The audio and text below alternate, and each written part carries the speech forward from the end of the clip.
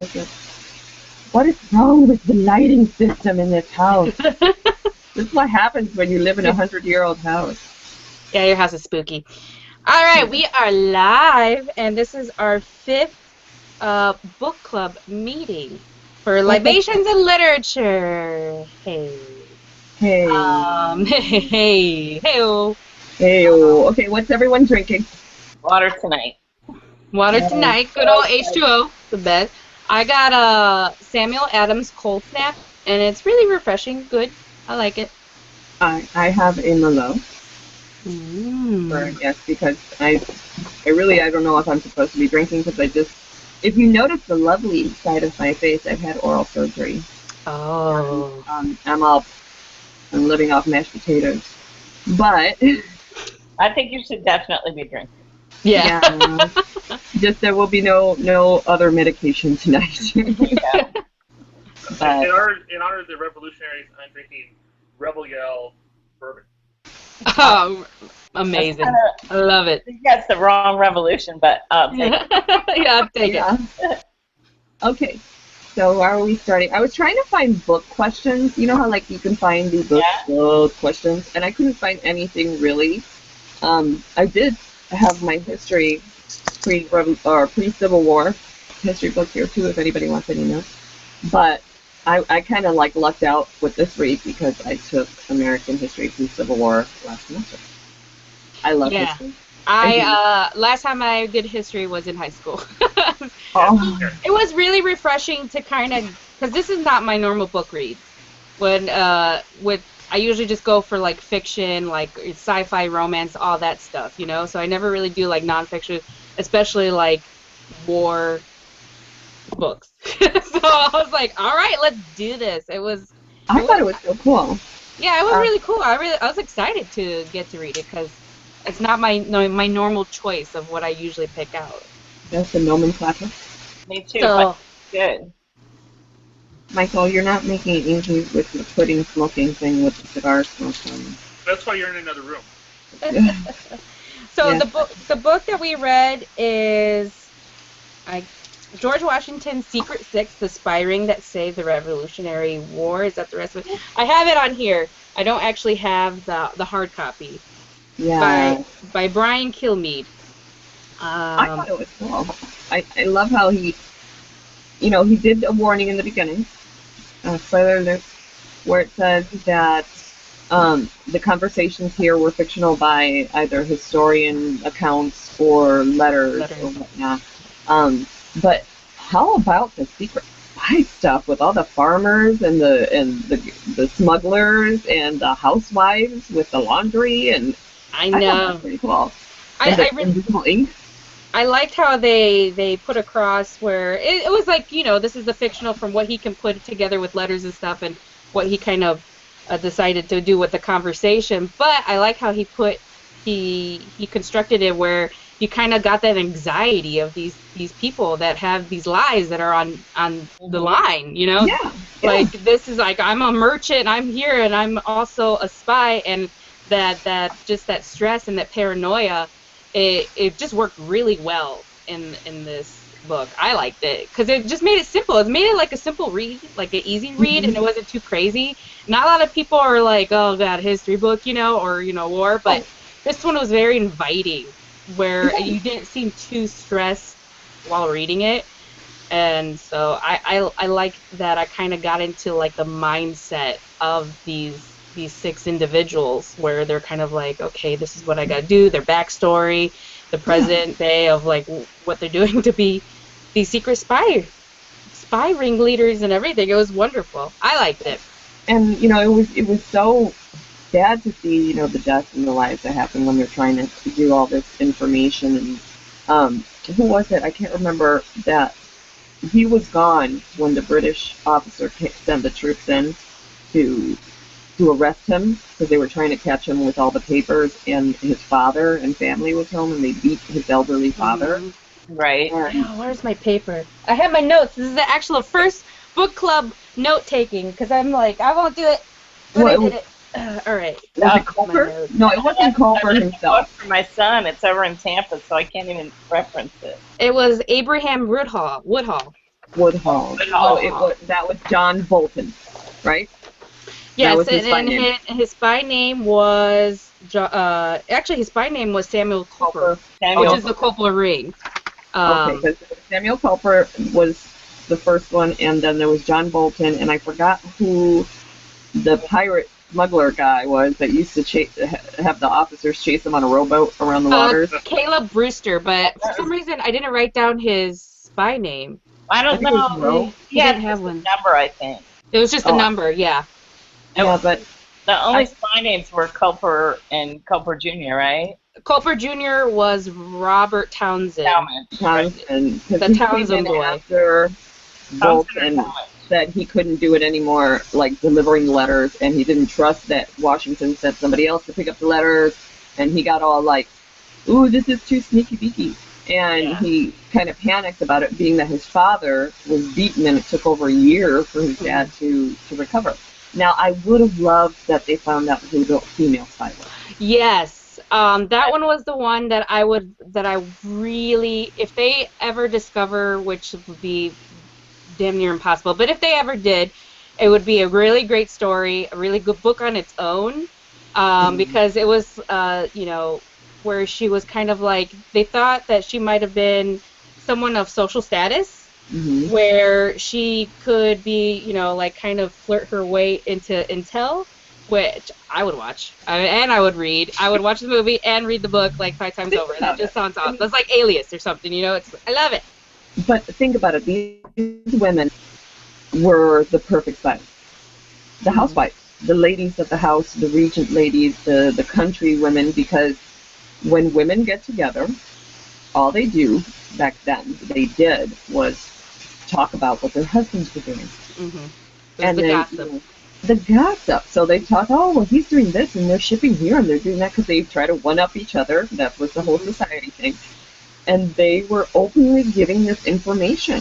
Why didn't they have more women?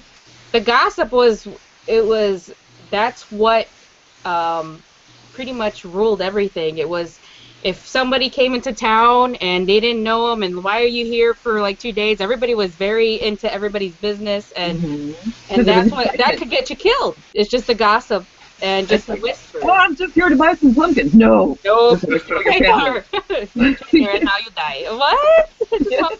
I just want pumpkins. I wanted to buy some tobacco. No, but it was very interesting to see that way of life back then. Pardon me, something very sticky is on my Surface tablet here. That's what happens when you have a child in the house. But I would have I thought it was a little too simplified. I would have liked some more tactical information, maybe some maps or photos or some documents. But then again, it was made to be an easy read. It was a 247-page book. And it's for, hey, everybody, this is what happened. This is a great intro to get you involved in. It's kind of like a stepping stone book for people that aren't really that into history, but here's the exciting part of history. Yeah, I think I was reading the reviews before I read the book, and a lot of people in the comment sections and the reviews were saying it's a good read, but they would like more sources, so they can kind of, okay, this is, where did you source this? Where did the letters kind of give me the credentials of the book? And that's why he did it fictional, because if not, he would have had to put all the references of each single document in an APA or MLA or Chicago or Cherubian format. Or not. And it was like, hey, no, we don't want to scare people away from learning how great these people were. Let's make it easy for people to read so they can go, hey, did you ever hear about this? And let me look more into this if there's more books I can look into. I think it was great to open the doors on a story that not a lot of people know about.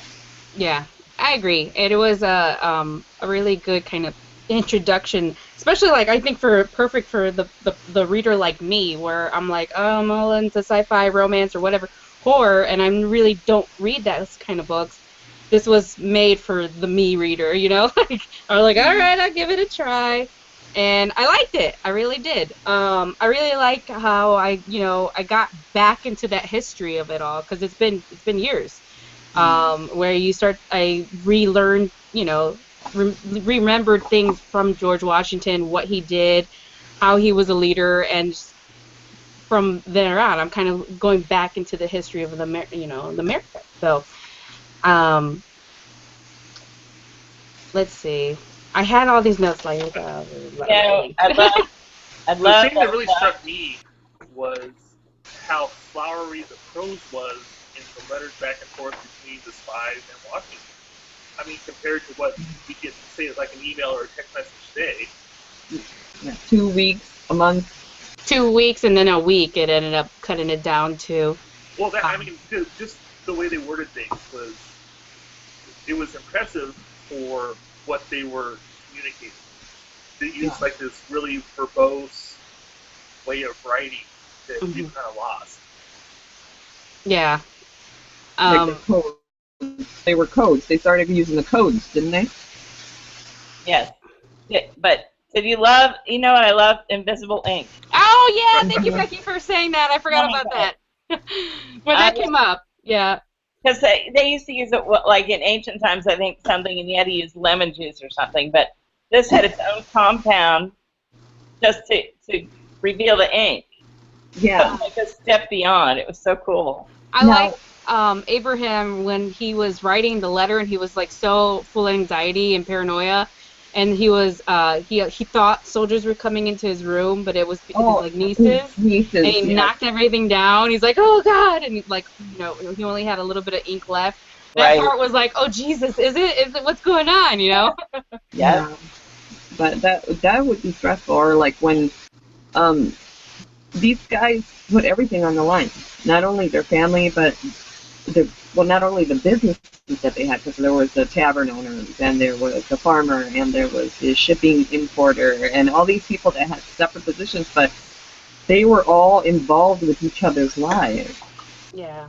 By who knows who. So if they would have caught one and that person gave it up, they would have involved everybody. So it was kind of like, listen, hey, I got a little thing you might be interested in doing, but I trust you. But hey, if you say anything, all my kids are going to get killed. So you got to think about the stress that these people went into it, and you wonder, is that kind of patriotism still going on now? If this was a spy ring going on now, it wouldn't be able to happen, because we have so much technology. And back then, it was worse because everybody was watching you. Not just like the big brother. It was like Aunt Mabel down the road that was nosy and would look out the window all day when she did her needlepoint. And she memorized your actions, but she saw you leave on a horse, and you never leave on a horse on a Tuesday at 3 o'clock. So I'm going to call the British soldiers, because I got nothing else to do. On that horse again. I'm going to tell them. It's not Tuesday. It's Monday. It's not bread day. It's not bread day. Yeah. Why is he out in the woodshed? He doesn't go out in the woodshed till Thursday. But it's kind of scary to think that these people gave up, or chose to almost give up everything just for a cause. Well, the bravery of it, and I like the example where it kind of convinced, what was his name? Talmadge, Benjamin Talmadge, which was John Bolton. When he, that little girl, or I don't know if it's little girl, but that girl that she had intel, and she was bringing eggs to the town, and he was just impressed of how strong and how brave she was throughout the whole ordeal of, here comes the redcoats, here they gotta go flee to another town, and she is just not complaining, and there's no hesitation, and then she just goes and she runs, and there she goes, and he was just impressed with that. And the same goes for the who is it? Nathan Hale, which was actually the one who started it all. Yeah, that George Washington said that his death would not go in vain, and he wanted to do this right and do right by what he sacrificed. The braveness and the eagerness to, like, we have to do something. There has to be a change, and it's kind of like, it gave me chills when I was reading it, because it's, we forget about this. We forget about all of it, and then we're stuck in present day and all our little matters. Yeah. We don't appreciate everything that happened in the last 100 years, or not 200 years or so, even 200 years. I mean, with the differentials. Oh gosh, don't get me started, because then I'll start talking about other than bipartisanship or different party systems that used to exist. But they had a fire that nobody has anymore. there was a fire for a cause, and it's like, well, you know what? I'm going to do this, and it's all about truth, and it's all about honor, and it's about doing the right thing. And this was an injustice that was happening with all the farmers, with the British soldiers coming in and taking down their fences and barns for wood, and taking their food and crops, and the tavern guys having to lose their ale or their alcohol because the soldiers decided, hey, we have this letter here from the king that King George says we can tear down your barn and use it for firewood. It's like, no. Well, there was no way you could stop them from doing it. Well, this to the point that they could even live, and even women were living in fear, constant fear. You know, these are soldiers that are living in your house, underneath your roof, and you're constant fear that something's going to happen to you, that these, you know, and your daughters, you know, and it was just, it couldn't take it anymore, and it was kind of, like I said before, it was nice to kind of get back to that, because, you know, in high school, we all take history class, and in high school, you're not really paying attention, and you don't really care, and you just want to go on with your teenage day. But here, look, so bored. Oh God! But then here, you know, when I was in school, they didn't really touch on. The first I don't remember revolutionary. No, there was not a lot of information on the brief chapter in a book for like 2 days, and that, you know, or like maybe a week. I under-exaggerated it, but. You know, not that detailed of like what even this book gave me, you know, and I'm like, why didn't we go over a little bit more detail of this? We went from John Smith to the British are coming to George Washington president. And that was pretty much it. I really liked how they humanized Washington and the agonizing he did over sending people to their potential death, or what happened with Nathaniel Hale, where he did send him off to his death. Yeah, they never did that in history class, where he was like, no more, can this be on my conscience of people dying? Because didn't they have like a ringleader that ended up getting taken over by, where he was just kind of willy-nilly and sending people pretty much to death, like individual spying, which they're like, we can't do that. What was it? Was the first one. It was the one that he had before. Charles Scott. Yeah. Yeah, that he had information and he had a ring of people, but he was very he didn't send the right people out. Yeah. There were people that didn't have the knowledge and people that didn't have the way, or he was too aggressive with it. Wasn't it? He was too aggressive. Well, yeah, he was sending he was pretty much sending Nathan Hales all the, you know, and then people were losing their lives, and you know, like George Washington realized that we need to be a little bit smart about this and tactical about this, and we have to have a network. Yeah, listen, Linda, a network of people, not just individual spying like in and out, because that's so suspicious. Like, who's this guy? You know, he's like, oh, hello, I'm visiting my aunt, and then 3 days later, you go. Pumpkin. Yeah, here for the pumpkin festival.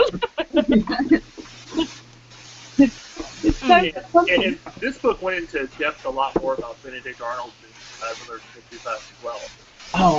Yeah. About what motivated him and what he was asking for, and the author even made a comment on the money he asked for versus what Culper Sr. asked for. I think Culper Sr. asked for the equivalent of £50 over the course of the spy ring, and Benedict Arnold asked for what, 20,000? Yeah. Yeah. I think, for the wrong reasons. They should have get them out. But hey, you know, I've been watching too many of the other type of spy movies where it's like, hey, I'm going to go put my shoes on. I explode. But I really enjoyed this book. I'm a history buff. I enjoy history, so of course I was very excited about it. But it is an easy read for those that don't like history.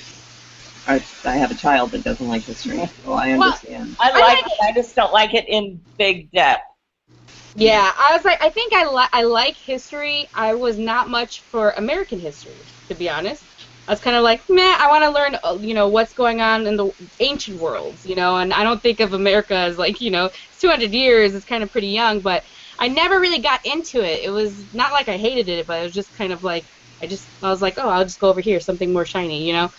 And I was really, really glad to have read it, and it wasn't too much for me.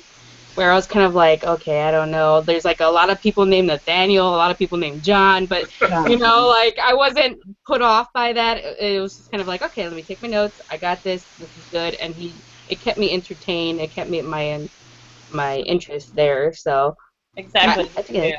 I did fly through the first 50 pages as soon as I started reading it because of the tales of Washington as general and the battles in New York and the battles trying to get New York back from the British and how they snuck out into the harbor or behind that kind of stuff is what like grabs me. It's like, okay, so he got his men in boats and they crossed one by one, a boatload, one at a time behind the fog, and they tricked the British. And I love that kind of history, what they actually did that made a difference. And I don't care what date this paper was signed. I want to know what that paper meant and what came from it, or what this speech caused other people to be, involved in. And I always looked at that side of the history. This one is like, hey, guess what? These people gave up their lives and their security and their safety and their mental well-being to get information to help win this war from the British. And these people need to be mentioned, and these people need to be acknowledged. They weren't just the Culper pirates. They were Tollbridge and Townsend and all these people, Nathaniel Hale, and this is why he failed. It wasn't just, well, he was going to fight and then he died, which is pretty much what the history book He got executed like 3 days later, and that was it. That's all they got into, If that, I never learned of him. Yeah, and we all know that the famous saying from Hale, which is, I regret only having one life to give for this country. But you didn't know the story behind it. And you didn't know who was the person that made him feel like he needed to do this, and why was he fired, and the childhood stories behind it. And it was really nice to hear that, because it felt more like you were part of a conversation than reading a book. Yeah. And I like that. Yeah. And just like you said about Benedict Arnold, too, because all we ever heard was, oh, he's a traitor, he sold out to the British. But we didn't know that this went on for years and how involved it was. And the labyrinth of it all. What he tried to do. And I thought it was very interesting that Mrs. Benedict Arnold is a big possibility for 355. Yeah, I really hope that she's. I tend to believe it's an amalgamation of women, but like there were several 355s, and I really like hope a knitting club. They were there to pretend they were quilting, but they really were showing the story. That would have been a good idea. Yeah, people underestimate the power of female in communication. Yeah. Women can get a lot out in one conversation, and men can have in a 20-minute conversation. They can get a lot of stuff done. And Abigail Adams was big on getting a lot of things done for the war. Yeah. Like, you had said this is going to be a episode of Drunk History, Lauren. But I love watching Drunk History, not because of the fact, well, I kind of like watching them fall off the chairs or doing silly stuff, but you get to hear the other side of, or another version of the story, or something you didn't know about, like Rosa Parks. Like, Rosa Parks wasn't the original, and I was so enthralled when I read that, and I'm like, well, I got to look up, and you find yourself looking online or looking for information that you saw from a show on the Comedy Channel about drunk people talking about history. And that's why I got really interested in Dolly Madison. Did you watch the Dolly Madison episode? No, I haven't seen that episode. I just did a marathon too, by the way. She held the White House while her husband was gone, and the British troops came in, and she says, we need to save the Declaration of Independence, we need to save Washington's portrait, and she's getting all the servants to get all these important documents and memorabilia of American history out. And they're like, but they're going to come and kill you. And she goes, it doesn't matter. We have to save this. It's part of our nation. And I'm like, yes, there you go. And that's what I love hearing, is that it wasn't all men back then.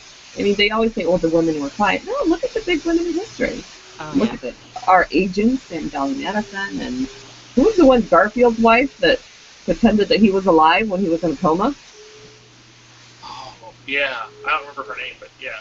She ran the nation for 6 months and nobody noticed. Yeah, it might have been Coolidge's wife. Was it Coolidge? Oh my God! And I'm looking at this going, Yeah, that happened. I could see that happening just because women, where it's like, all right, roll up the sleeves, get my hair up in a scrunchie, let's go. We got stuff to do. Yeah. He's in the bathroom, but I got this. Yeah. Oh, no, he's in coma. He had a bad burrito, and we're just letting him repose.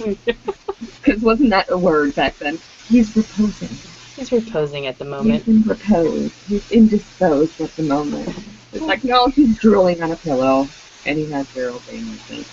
But this book was really good on also kind of showing the connections, which, you know, everybody knows everybody, but I like how it just personalized the whole ring, where, you know, was it Woodhull was connected with the Rogue because his, yes. you know, dad sold him land, and then, like, Hale was connected to, was it Woodrow? No, he was connected to Talmadge. Because they went to Yale together, like they're Yale. Townsend was connected to who? I forgot. And it was kind of like, and the neck bone connected to the shoulder. Yeah. You know, it was. I was like, oh, he knows him and him and him, and then they're young, you know, childhood friends, and I was like, it makes sense because you're not just gonna get anybody willy nilly, you know. It's, you know, these are people close to you. These are people that you know that are, you know, really good, like knowing the land and getting intel, and it was kind of like, I don't know why, but you just don't see that in history class when you're in high school. It's just kind of like, it's like, you know? Well, he bought this building from his grandfather, and his dad bought it to put this tavern in, and then he decided, hey, he's a good guy, because he's got a lot of people coming in his business, so let's hire him. Yeah, and then nobody would talk, you know, extra gossip will go on, because we know each other, and there wouldn't be out of the normal if we were talking with papers in our hands, you know? So it just kind of like, it made the passing of the letters, like, well, he knows their family, so he's probably taking letters for his sister that live in the city. It makes sense. Yeah, it's kind of like, oh, all the questions that could arise, they kind of like figured it out, and they're like, here, this is, you know, we'll put this in place of that, and everybody, you know, here's the smokes and mirrors, and nobody will try to suspect anything. And I really like that because it just kind of gave it more of the personal feel of it all. You know, if they did that in high school, I'll be like, oh, okay, yeah, like they would have had my attention. But it was kind of like, rah, rah, rah, rah. I'm like, all right. Yeah. Is there pizza for lunch? All right. Today's fish stick day. Yeah. But I really liked it. I would give this 4 stars out of 5. Yeah, I would have to agree. It's a good. It didn't change my life. It wasn't one of those where you're like, oh my God, look what happened. They won the war in the end, because you know what was happening. You gotta already have spoilers of the book. There's spoilers. We won the war against the British. Yeah. Spoiler alert. Sorry to ruin it for you. Sorry, but George lost and George won. It was the wrong Georges, but we all know. Spoiler alert, American George. But I really enjoyed it. How about you, Mike? I enjoyed it too. It was fun. What's your favorite part? You know, I really liked the in-depth, like, backstory on Benedict Arnold and what fed him and what he almost got away with, but was found out just because there were some greedy guards that stopped a British colonel and decided to search him for money. Give me the money. Give me the money. And they found a letter. And, I mean, and that's what foiled the plan, really. Mm-hmm. I kind of felt bad for that general, or colonel. Was it the British colonel that got caught by the sentries? Well, my iPad's downstairs, and I have all my highlighted notes on it. So if you want to go in my Mickey Mouse work bag. And executed. Even George Washington felt like sorrow and remorse that the guy was killed instead of returned back to his country or exchanged for another prisoner. Because, of course, they wanted to exchange him for Benedict Arnold, and the British said no. You know what? It made me love George Washington even more. I've always been like a huge George Washington buff. I love George Washington because he was the gentleman farmer. He was the quiet man. And maybe that's why I like him so much, because that's like my favorite movie. with John Wayne, Maureen O'Hara, The Quiet Man. Oh, God, I love it. And he didn't have to say much, but the few words that he ever did in speeches or he ever wrote down in letters or documents, they were so powerful, and because they were simply honest. Honest truth is what he always spoke. He always admitted his faults, and we'll never have another president like that.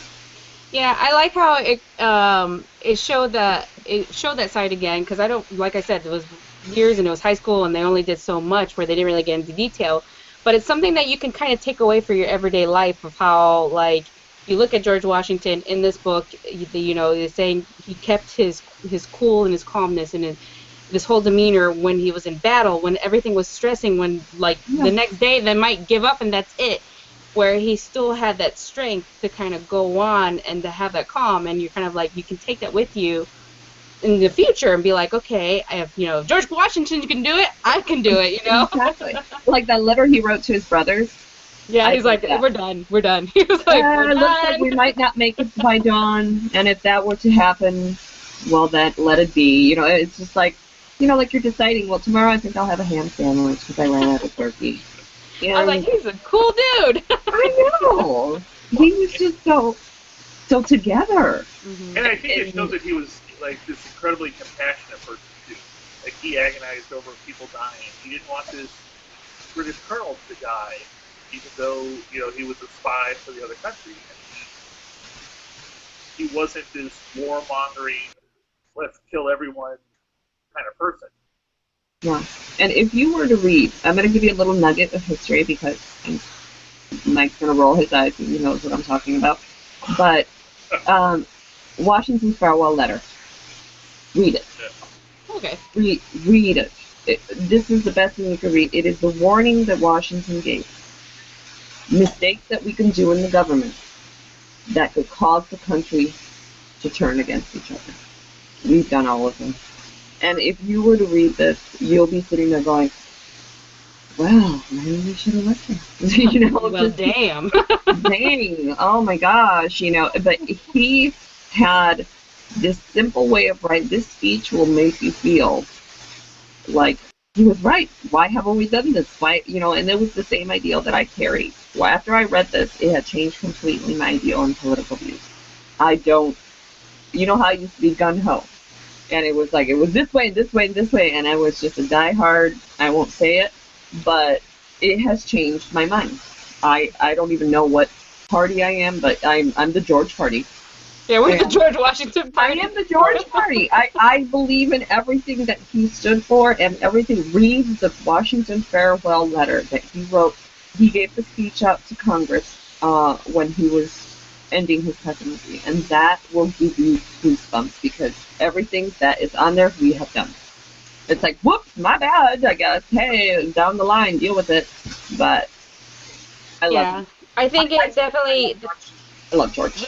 This book definitely took me out of the modern day politics of all this craziness that's going on, and kind of went back to the beginning, to the roots of it all, and these men and their lives and what they put on the line, and because they didn't want to, they had that passion for what they wanted in life, and it was a very refreshing read. And I think especially in this time right now where everything's going pretty crazy in all of the political parties, this is kind of like a little refreshing kind of break of that all to kind of remember.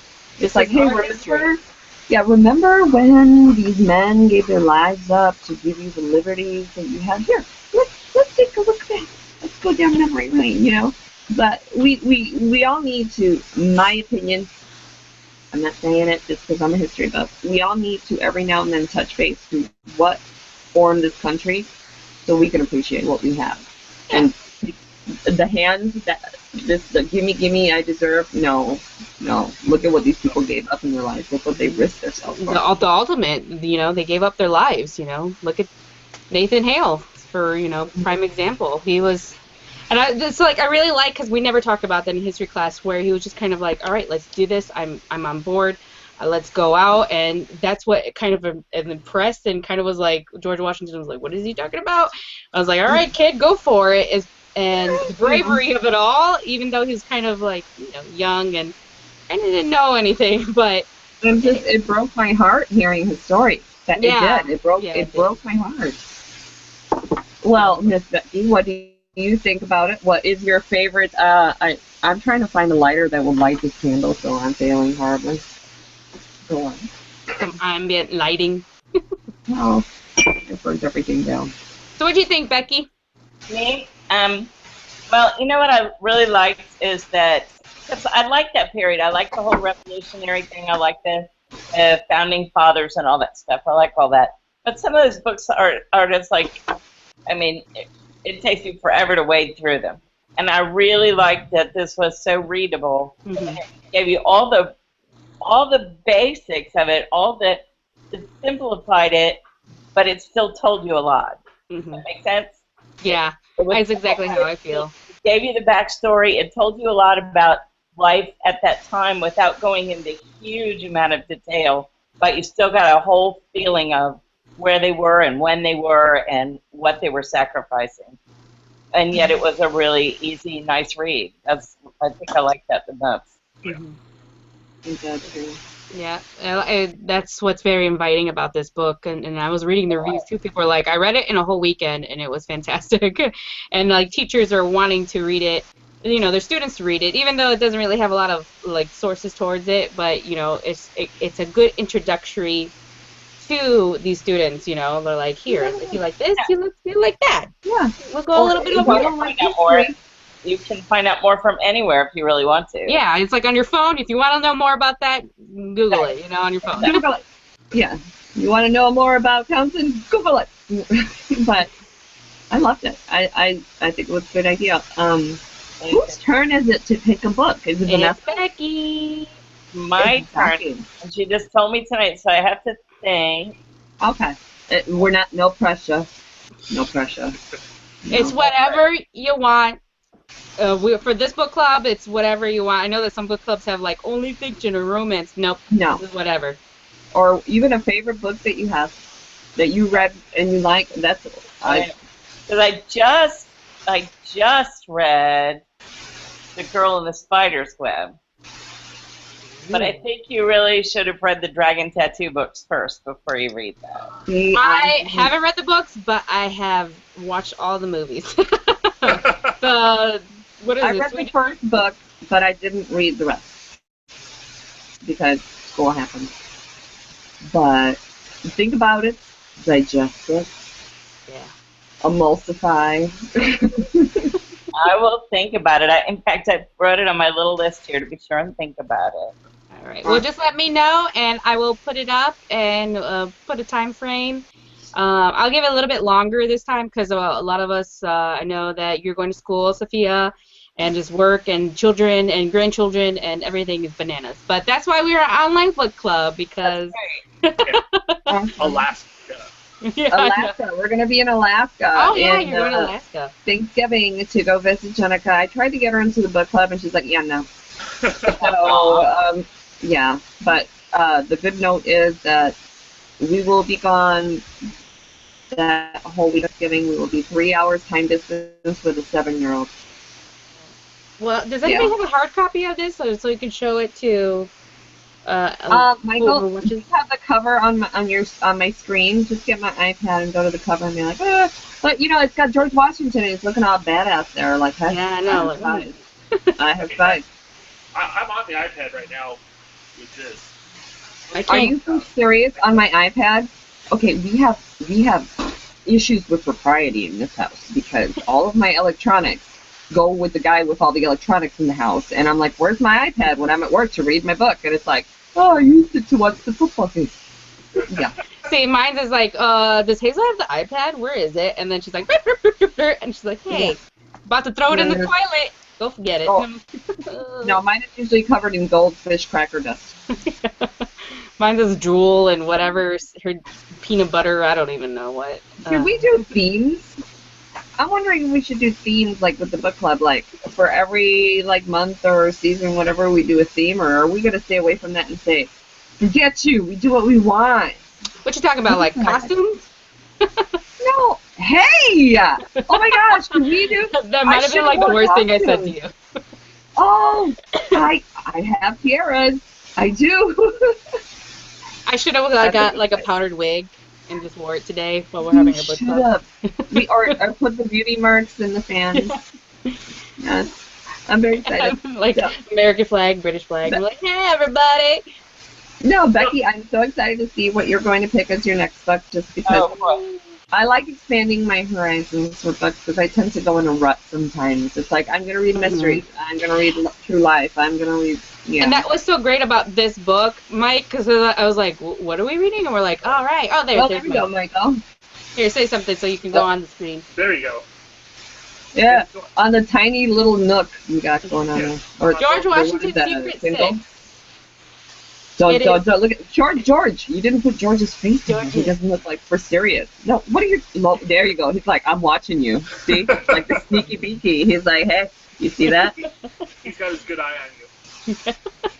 And his wooden teeth. His wooden teeth smile, which is. There's a series on AMC called Turn. Yeah, Turn. That is all about the spy ring during the American Revolution. Oh, really? And it's on Netflix, isn't it? I'm not sure. I think Googling. It had 2 seasons. I need to go. After I know they had. I'm gonna go rewatch it because they are on IMDb, and it shows some video clips of it. Jamie Bell is on it as Abraham Woodhill. Well, I thought it was like, isn't that? Well, it's called Turn, but there was another one that was like a mini series called Sons of Liberty. And there's also a BBC documentary. And that one is it looked pretty good. I forgot what it was. I think it was like an AMC or one of those guys broadcasting television shows. But that one looked really interesting, and I think probably they touched bases on the Culper spy ring. I'm sorry, but these guys on the show are a little too handsome to reflect how people would look back then. A little bit too handsome for farmers and merchants. Yeah, I'm looking at the IMDb cast pictures, and it's like, keke, because Benedict Arnold. Yeah, Benedict. Hey, how you doing? Benedict Arnold is played by Owen Yeoman, and he has the prettiest eyes I've ever seen in my life. I'll be like, here's all my secrets. Well, I'm very. I won't be hesitant to watch those shows now because of this book. I'm kind of like, ooh, all right, let me dabble in that. I'll take a break from True Blood and stuff like that. What do you mean True Blood catching up? You didn't watch all the seasons? No, because I was saving it for a rainy day because I'm going to cry my eyes out, and I don't want it to be over, but it is over. And no, it was not a painful last season, I will tell you that. All right. It was a feel-good. Because 2 people have told me not to watch less. Oh, well, maybe because they're not Team Eric. So, are you caught up on The Walking Dead? No. I'm not. I never watched any of them. Oh, last night. I've been watching Jane the Virgin, which is actually a really good. It's a really good show. It's helping people introduce them to telenovelas. Telenovelas. And it's on CW, and it's a drama with a twist of telenovelas, and it's really good. Kind of getting people to learn Spanish too. So, the plantain. Lime flavored. Guys, I have to go, but I'm going to think about the book, and I will let you know. Okay, yeah, we were just chit-chatting. Bye, all right, Becky. everybody. Well, thank you for joining us, and we'll see you next month. So, bye. Bye. Bye, Becky. Bye.